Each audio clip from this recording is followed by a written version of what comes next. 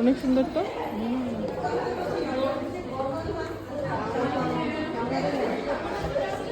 এগুলো সব গল্পের না, খেলার ইয়ে সব। যারা খেলতে যাবে সবাই এখান থেকে নিয়ে আসবে।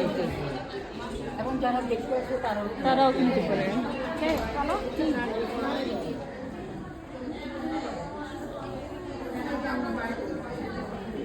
নাইস।